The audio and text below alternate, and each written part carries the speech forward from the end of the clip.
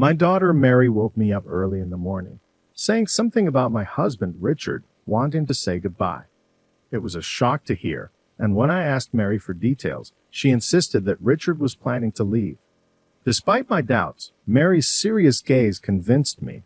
We quickly packed and left our home. I'm Jennifer Smith, living with Richard and our 5-year-old daughter Mary. I met Richard in college, married him right after graduating, and became a housewife. However, when Richard's job plans fell through, I had to work. After Mary's birth, I quit my job, thinking I could focus on raising her. But things weren't smooth due to Richard's job instability. Richard struggled to find stable employment, and our financial situation became uncertain. Despite holding his current job for 4 years, our stability was questionable. When Richard came home, he handed me the month's living expenses with a smile, but it was always $500, not enough for our growing family's needs. I often wished he could contribute more, but his low monthly pay of $1,500 made it challenging. Despite the financial strain, asking for more seemed harsh, especially when Richard's smiling face made it even harder. After expressing my desire for more money to cover expenses, Richard reacted intensely, questioning if I expected him to give even more. I had tried discussing our growing expenses since our daughter's birth, but Richard's anger flared up. Busy with child rearing, I hadn't considered his feelings. He suggested I find a better-paying job, dismissing my concerns. Richard, usually quiet and gentle to outsiders, played the traditionalist role at home.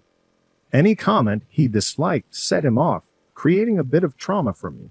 Now I walk on eggshells when talking to him. During one such moment, Mary, my little angel, comforted me, urging me to work hard. Despite working from home, money was tight, but Mary's support motivated me. One day after finishing work, Richard surprised Mary with a toy she had been wanting. It was the first time he had bought a toy for her, adding a moment of sweetness to our challenging days. When Mary showed the toy from her mom to her dad, his face turned pale. In a fit of anger, he snatched the toy and threw it at her, luckily missing her. Despite our heated exchange, our daughter cried uncontrollably, and my husband, aggravated further, moved towards her. Sensing danger, I shielded her as he raised his arm and swung it down. After this, he silently changed into casual clothes and left the house. I comforted Mary, who trembled in my arms, and later noticed a visible bruise. Although not severe enough for a hospital visit, I couldn't understand why Richard got so angry. Was it about the toy? The distrust lingered, and the fear of a repeat incident haunted me. After 2 hours, Richard returned, avoiding eye contact and heading straight to bed. Despite my apprehension, he fell asleep immediately, offering a brief moment of relief. Choosing to sleep in the living room with Mary, I was abruptly awakened the next morning by a loud noise. Richard had left for work. Memories of yesterday's events rushed through my mind, prompting an involuntary sigh. Beside me, Mary slept peacefully, and I gently stroked her head, hoping for a calm day. 3 months passed since the incident, and life had been smooth. Richard continued working hard, and I managed the house, Mary, and my remote job. Our routine mirrored the days before the upheaval. Got a cake from the popular pastry shop today. Try it, Mom, Richard exclaimed one day. Grateful, Mary thanked him, but he apologized for not getting one for her, promising to do so next time. Since that incident, Richard transformed, becoming more talkative in public, shedding his high and mighty demeanor at home, and treating me and Mary with kindness. Despite the positive changes, one concern lingered: the monthly expenses. Although his salary remained meager, he started giving me his entire paycheck, insisting it was the right thing to do as the breadwinner. I hesitated, saying we didn't need that much, but he argued that it was necessary to avoid embarrassment. Despite the changes, there's an off-putting feeling when people realize he's entirely different. At a moment, I felt indescribable unease. When Mary asked her dad to play, it had been a while. They headed to her room, and as Mary glanced back at me, her eyes seemed to plead for something. An hour later, Mary came to the living room, sharing that her father would be going on a business trip from tomorrow. Surprised I hadn't been informed, a departure from his usual practice. When I asked him about it, He mentioned it was sudden, far, and involved secrets. His inconsistent explanations left me uneasy, but I went to bed that night. The next day, a clattering noise from the living room woke me up. Peeking in, I saw my husband getting ready for a business trip. He was leaving early to start work as soon as he arrived. Being early is good, but it's only 5 o'clock and why so soon? I questioned. His response was, well, I'm just a low-ranking employee. I should be there earlier than others. Saying this, he swiftly left for his business trip. His behavior felt off, and something seemed amiss. Just as I pondered this, our daughter suddenly woke up and declared, "You should divorce Dad now." I unintentionally expressed surprise at her early morning statement. It was unexpected for a young child to wake up and suggest such a thing. Wondering why she said this, I asked for details. Mary explained, "He's planning to say bye-bye to you." Wait, bye-bye, is that true? I found it hard to believe that he would consider such a thing, but Mary's serious eyes stared straight into mine. Her gaze, more earnest than expected from a 5-year-old, made it difficult to dismiss her words. "All right, Mary, let's get ready right now," I said, and we quickly packed and left the house. A few days later, I received a frantic call from him. "Hey, where are you? I came back from my trip, and nobody's home. All your stuff's gone. What's going on? Welcome back. How was your trip? Must have been boring going all alone, huh? What are you talking about? No use playing dumb. I know the business trip was a lie. All your business trips were lies." "That's crazy. Why would I lie about a business trip? If you're so concerned, call the company. They'll set things straight. You'll see if I'm lying or if you're just paranoid." "Oh, really? Should I call them, huh? You think saying that will stop me from actually calling? Is that why you're being so bold? But the thing is, I'm certain you're lying because I already checked with the company. They told me you've taken a 3-day break and asked if I hadn't heard about it." He let out a small gasp on the other end. My husband, who left the house claiming it was for a business trip, had been spending nights in his car, switching locations to avoid being spotted. Surprised, huh? My husband probably didn't think I'd go that far. Sure, the old me would have just believed what he said about his business trips and wouldn't have thought to call his company to verify. But this time, it's different. All thanks to our daughter. Mary told me that your business trips were lies. What? Mary? No way. There's no way Mary would know that. You must have put that idea in her head, didn't you? That's impossible. You know as well as I do that, even though Mary's only 5, she's observant. She watches everything closely, including what we're doing and thinking. Despite being just 5, Mary has a mature perspective, probably because of all the TV dramas I watch. She was always fussy as a baby, and I thought she'd grow out of it. But with her, it lasted longer and was worse than I ever imagined. During those times, I'd often watch TV dramas while trying to soothe her. Even now, as she's gotten older, she continues to watch them habitually, from the latest shows to old ones, and even 2-hour mystery dramas. If she can't watch it all, she'll record it to watch later. Her love for dramas surprises me at times. Due to this, her way of thinking and speaking has naturally matured. As the head of the family, she once declared it's your job to protect us, and that you know what's best for the family. I affirmed that I am the head of the household, and know my family better than anyone. Well then, you must know what I'm going to say next, I challenged. Of course, he responded confidently. In that case, I don't hesitate to say I'm going to divorce you. What? He exclaimed in strong opposition. Why? What do you like about me? It's not about liking or disliking. I'm divorcing you to protect myself before you erase me. I don't get what you're saying, he replied, growing silent. If you don't get it, then let me explain. It all started when Mary told me she wanted us to get divorced. At first, I thought, divorce? Why? But right after that, when Mary said bye-bye, I realized she had picked it up from TV dramas. Mary, who loves any and all TV shows, especially enjoys mystery dramas. In those shows, there are almost always scenes where someone dies. After watching them, Mary must have intuitively felt that causing someone pain and making them stop breathing was a bad thing.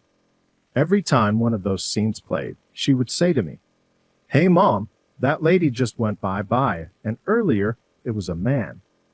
Is that guy bad? That's right. People who make others go bye-bye like that are bad. In other words, when Mary said bye-bye, she was talking about someone dying. And then she told me, Daddy's trying to make you go bye-bye. If I hadn't been watching those shows with her, I would have never understood her. Had I not spent quality time with Mary, I wouldn't have caught on, and without a doubt, I would have ended up dead at the hands of my husband. You really think I'd do something like that? He retorted. You must have said it because it's the truth, right? Cut the crap. Why the hell would I want to harm my own wife? And you, believing something a 5-year-old says, and then considering divorce, you've got to be kidding me. It seemed like arguing with him was futile at this point. I needed to show him undeniable evidence. If you're so adamant, I'll show you the evidence. Evidence of your attempt to take my life. I hung up the phone and then sent an image to him. Moments later, he called back, sounding surprised. The detailed plan from his phone to end my life was what I sent. Upon his return from the business trip, he planned to take me and Mary on a drive, drug us with a drink containing sleeping pills, leave us in the car, and then pretend to be the one who found us. Shockingly, in the same vein, he intended to harm our daughter as well, a plan so sinister it was hard to believe anyone could conceive it. By the way, I found out about this thanks to Mary. Previously, when Mary played with him, she hurried to me and said, Mom, look at this, handing me his phone. On the screen was the entire plan. He had detailed his grievances against me, expressing wounded pride, because, despite working as an office employee, I working from home earned more. Over time, his wounded pride turned to jealousy, leading him to believe that without me, his pride would remain intact. So he started researching ways to get rid of me online. You went through my phone, he accused. I didn't intend to, not until Mary told me, I defended. Mary knew what was on his phone, dating back a while. Once, she asked him to watch a TV drama, but he wouldn't give up the TV he was watching. He told her to play a game instead and handed her his cell phone. When she unlocked the phone to play, she came across a screen she had never seen before, the meticulous plan he had made to get rid of me. That screen eerily resembled a plot from a TV drama she had watched. That's how Mary realized what he was planning. You had no right to snoop, he argued. How can you even say that? You realize what you were planning, right? I'm just glad I trusted Mary. If not, who knows where she and I would be now? He hung up without another word. Right after that, an email popped up on my cell. It read, Don't think this is over. I've got plans too. 2 hours later, to my shock, my husband showed up at my parents' house. I knew you'd be here. How did you know I was here? He questioned.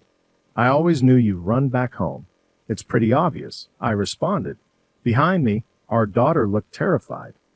Go to the back room, I instructed, and she nodded, heading to the back room. I never thought he'd come all the way to my parents, but now that he's here, I have no choice but to face him. So, what brings you here? Surely you're not trying to take us back, are you? That's exactly why I'm here. We're a family after all.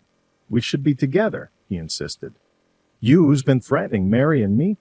Give me a break, I retorted. The confrontation continued. Don't worry about what happened before. I've changed. Let's live happily, just the three of us. For you and Mary, it's definitely a lie, I observed, seeing it in his eyes. I've told you before, I'm going to divorce you. I've already consulted a lawyer. A lawyer, huh? Well, they mean nothing if I don't agree. That might be true, but it won't come to that, I said, showing him something. Isn't that the plan I recorded? What's the point in showing me that now? Trying to threaten me with it, he scoffed. Even so, I ain't going to divorce you. I'm not as low as you to threaten you. If I did, people would think I'm just like you. What I did was tell the police everything, along with all the evidence. The cops? Of course, you think I wouldn't do anything when my own husband's trying to kill me, I declared. Hearing about the police enraged him, and he lunged at me. I tried to shut the front door in haste, but he forced it open with his strength. You think this is a joke? He shouted, a completely different person than the mild-mannered husband I knew. In the face of his raging strength, I felt helpless. Mama! I heard Mary's voice from behind. Looking back, I saw her trembling in fear, but still looking at us. She's so scared. It's okay, sweetie. Mama will protect you, I assured her, feeling a newfound strength. Maybe it's the power of a mother trying to protect her child. I tried with all my might to close the door, but his strength was beyond anything I imagined. I just can't anymore, I thought. It was then. What are you doing? At the same time as the voice, my husband was blown back, screaming in horror. Ha! Trying to make sense of what had just happened, I peek outside through a small gap in the front door. Jennifer, are you okay? Dad, just in the nick of time, my father appeared. Dad, why are you here? I thought you were on a business trip starting today. I forgot something at home, just came back to grab it. I felt a huge relief knowing he was here, even if it was just a coincidence. But what the heck is going on here? Oh, gulping in fear of my father's intense aura, my husband seemed to lose all strength in his legs and just collapse right there on the spot.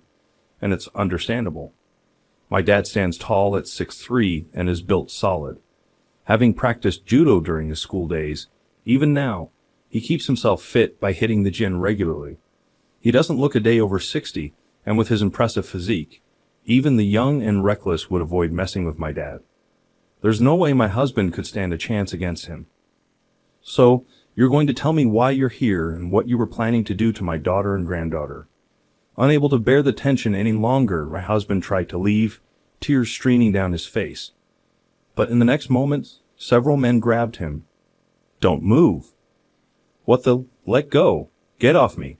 Struggling, my husband was subdued by several police officers and was taken away right then and there. That was close. By the way, what brought Richard here? My father inquired. He probably came to say one last extreme goodbye, I answered. Later, my husband, who was arrested, was sentenced to 10 years in prison for attempting to harm me and my daughter. During that time, my parents, my daughter, and I moved far away just to be on the safe side. I left all matters related to our divorce, child support, and property settlement to my lawyer, ensuring I didn't have to see my husband. Half a year later, I heard from my lawyer that my ex-husband was serving his sentence as a model inmate. However, after finishing his sentence, he's going to work offshore, which means he won't be leading a decent life for quite some time. On the other hand, I've been living happily in our new home with my daughter and parents.